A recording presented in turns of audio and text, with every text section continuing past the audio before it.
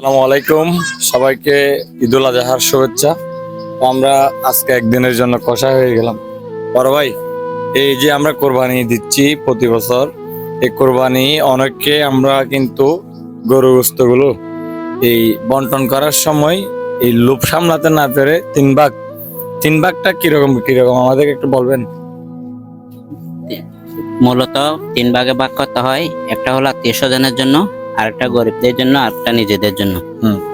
তো এখন তিন ভাগ করতে গিয়ে আমরা অনেকে কি করি, আমরা অনেকে হচ্ছে আপনার এই নিজের ভাগটা এবং আত্মীয় স্বজনের ভাগটা ঠিক রাখি, কিন্তু যেটা গরিব অসহায় মানুষদের ভাগ সেটা আমরা ঠিক রাখতে পারি না।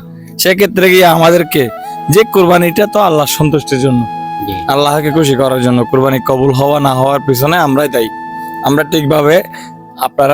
ঠিকভাবে যদি গরু গোস্তগুলো বন্টন না করি বা ভাগ না করি, তাহলে আমাদের কোরবানি আল্লাহ কবুল করবেন না। তো আমরা সে ব্যাপারে একটু সতর্ক থাকবো সবসময়, কোরবানির গোস্তগুলো যেন তিন ভাগে সঠিকভাবে বন্টন হয়। আর বিশেষ করে যারা এরকম গরু সুন্দর করে করবে, প্রথমেই গরুটার পশুটা সুন্দর করে জবাই করতে হবে। জবাই করে গোস্ত এমন ভাবে ভাগ করবেন যেন কোরবানিটা আপনি গোস্ত খাওয়ার জন্য না, এটা আল্লাহর সন্তুষ্টির জন্য যেন আল্লাহ কবুল করে নেন। তো সবাই ঈদুল আজহা বিকালে এবং রাতে যারা সময় পাবেন অবশ্যই বেড়াতে আসবেন। তো সবাইকে জানাচ্ছি আবার ঈদুল আজহার শুভেচ্ছা এবং ঈদ মোবারক। সবাই ভালো থাকবেন, সুস্থ থাকবেন। আসসালামু আলাইকুম।